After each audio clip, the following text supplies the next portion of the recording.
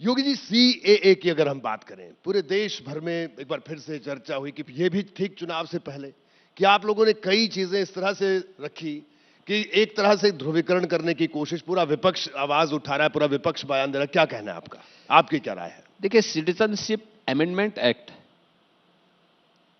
ये 19 में पारित हो चुका था जी। और पारित होने के बाद फिर इसके खिलाफ जिस प्रकार का माहौल बनाया गया है,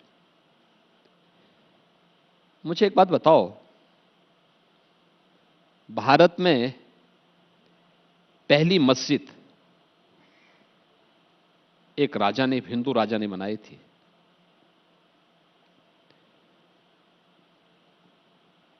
मैं एक बात नहीं समझ पा रहा हूं जी।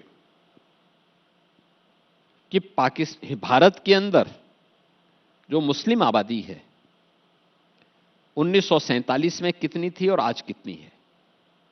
उनकी संख्या हिंदुओं से भी कई गुना ज्यादा बढ़ी है। जितनी प्रतिशत हिंदुओं की आबादी बढ़ी है देश के अंदर, उससे दुगनी रेट पर मुस्लिम आबादी बढ़ी है। एक तथ्य ये, लेकिन पाकिस्तान में, बांग्लादेश में और अफगानिस्तान में हिंदू आबादी उससे कई गुना घटी है। अगर भारत सरकार भारत के अंदर जन्मी हुई उन सभी उपासना विधियों को, वह सनातन धर्मावलंबी हो, बौद्ध हो, सिख हो, जैन हो, इन सभी को जो इन देशों में पीड़ित है, प्रताड़ित है, और वह वहां से प्रताड़ित होकर के भारत के अंदर शरणार्थी के रूप में रह रहा है, और आज उसको सिटीजनशिप अमेंडमेंट एक्ट के माध्यम से भारत की नागरिकता प्रदान करने के लिए वचनबद्ध है, तो यह मानवता का कार्य है। इसका स्वागत करना चाहिए था, सबको स्वागत करना चाहिए था, और इसके लिए प्रधानमंत्री मोदी जी का और गृह मंत्री अमित शाह जी का अभिनंदन करना चाहिए था। अभिनंदन करने की बजाय विरोध करके आगजनी आप करेंगे, ये विघटनकारी ताकतें हैं जी। और मुझे लगता है सख्ती से ऐसे तत्वों से निपटे जाने की आवश्यकता है, बहुत सख्ती के साथ।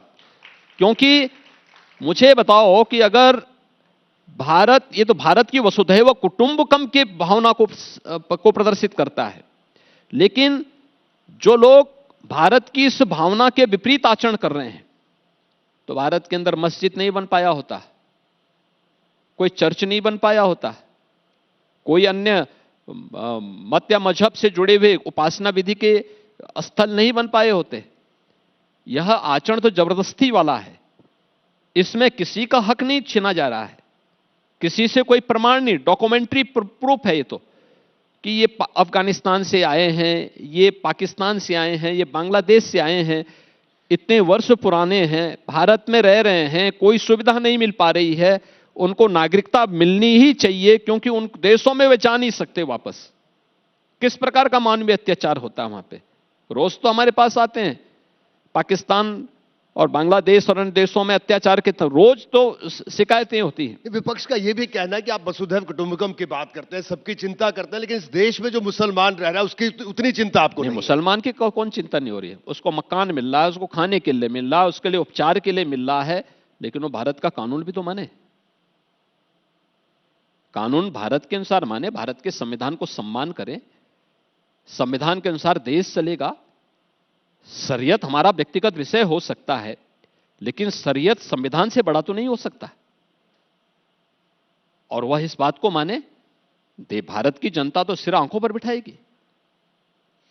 मदरसों को लेकर बात करना चाहूंगा, हालांकि बोर्ड की बात है, आदेश आ गया कोर्ट का, वो भी सामने, लेकिन लगातार कार्रवाई हो रही है कि उनका स्कूलों पर ध्यान दे रहे हैं, लेकिन मदरसों को भी तो मॉडर्नाइजेशन की जा सकती है, उस पर सरकार का क्यों ध्यान नहीं है? हमने मदरसों के मॉडर्नाइजेशन की ही बात की है। हमें वैज्ञानिक चाहिए, स्किल मैन पावर चाहिए। स्किल तो हमारे पास पहले से है, 25 करोड़ की आबादी पहले से ही है, नई आबादी मत बढ़ाइए। तो स्किल मैन पावर हमें चाहिए, अच्छे इंजीनियर चाहिए और हमें इसके लिए अपने शिक्षण संस्थानों को उसके अनुरूप बनाना पड़ेगा। जी।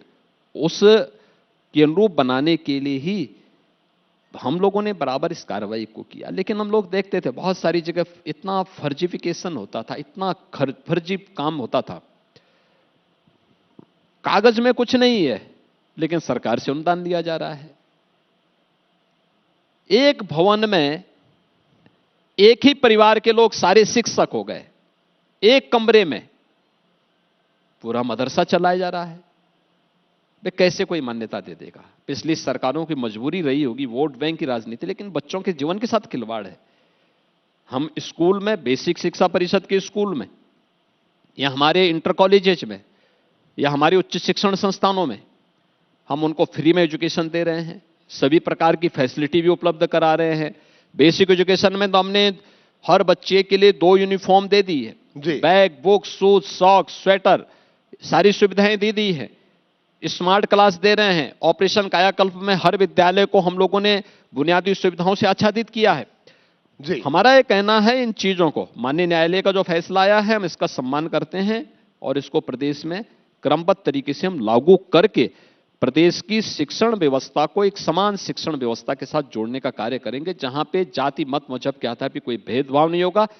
एक भारत की राष्ट्रीयता का सम्मान करने वाली शिक्षा, भारत के संविधान को सम्मानित करने वाली बाबा साहब भीमराव अंबेडकर को सम्मान देने वाली शिक्षा, भारत के महापुरुषों का सम्मान देने वाली शिक्षा हम अपने सभी संस्थानों में उपलब्ध करवाएंगे।